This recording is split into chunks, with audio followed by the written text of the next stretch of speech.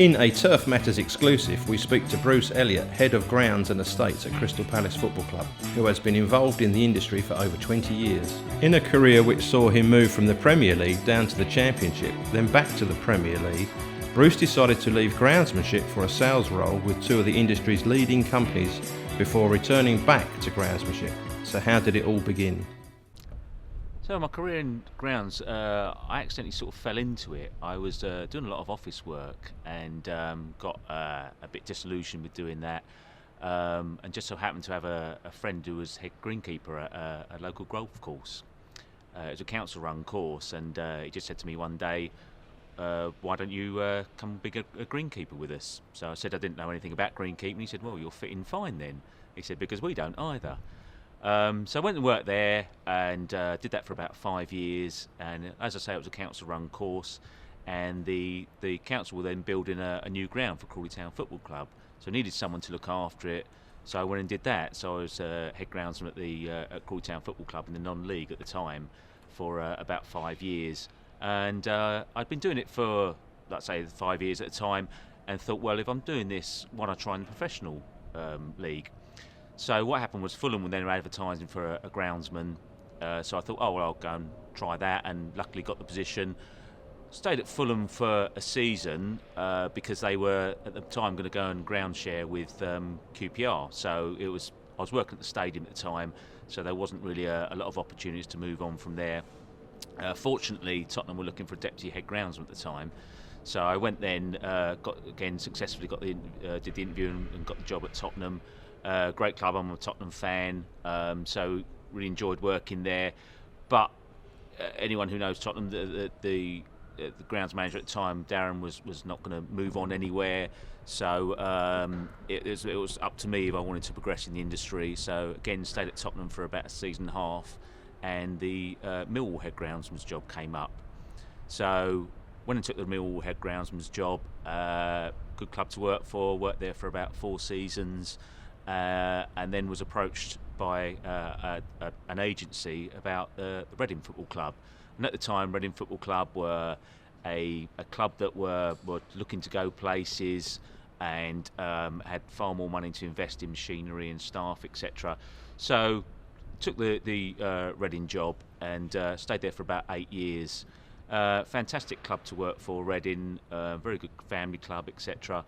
But it had its reservations where I lived down in Crawley, down near Gatwick Airport, and it was a 120-mile round trip each day. And realistically, they have rugby there. It was championship, so it was constant. So the opportunity then came up. There was a head groundsman job came at Fulham, so it was a chance to move back to the Premier League. Although I'd had a couple of seasons with Reading in the Premier League, but went to the job at Fulham. Did that for 2 or 3 seasons, and then just sort of went from there, really. After working for an established Premier League side, Bruce decided to take up a new challenge in sales. Bruce used his inside knowledge to help other groundsmen and greenkeepers. So how did he fare in his new role? After being a few seasons at Fulham, I'd become a bit disillusioned with the grounds and industry.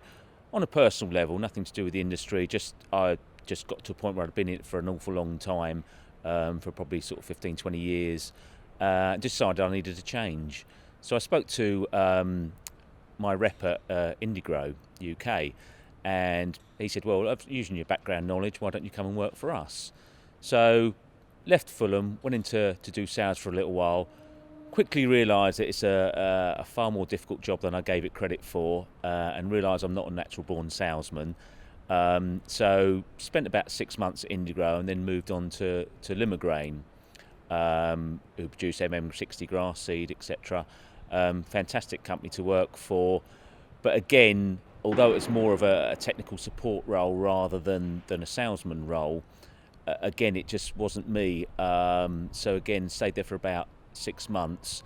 Like I say, great company to work for, but unfortunately, it wasn't for me. So I was lucky that the job came up at Crystal Palace. They decided to create a new role for head of grounds, and came for this and come back to what I know really.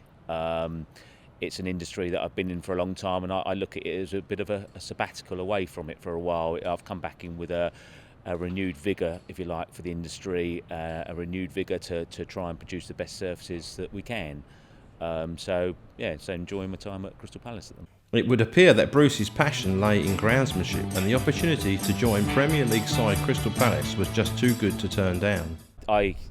I've worked in the groundsman industry for a long time now. I came to it relatively late when I was 26, so around about 91. And so I've been in the industry ever since, apart from brief spell at sales. The groundsman industry is a fantastic industry to belong to. It's had its knockers in the past of people saying that we're just grass cutters, etc. Even in the time that I've been in the industry, you've seen fantastic innovations within the industry regarding grow lights, corro machines, etc.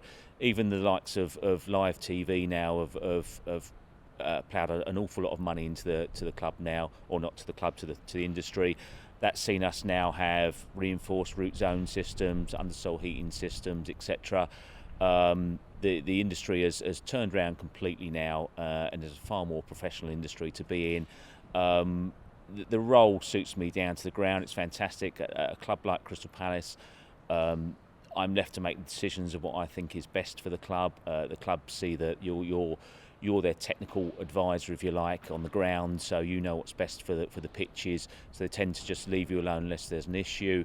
So it's obviously you're out in all weathers, but it's one of those jobs that everyone loves it in the summer. Everyone wants your job in the summer, and everyone's not too keen on it in the winter because it's a bit better in the office in the winter. But in my role, I can mix the two. I can do paperwork, I can do managing the staff, I can be out there mowing, etc. So it's just I've got the best of both worlds really, and it's just a fantastic industry to be in. Alan Pardew is known to be somewhat of an eccentric character in the world of football. So what is it like working for such a manager? I've had a number of, obviously working at different clubs, I've had a number of managers in the past. I've been very fortunate. Every manager I've worked for has been nothing but supportive. Alan Pardew, I would say, is the manager that I've had the most contact with. And I know he can be controversial at times, but I've found nothing but good things to say about Alan Pardew.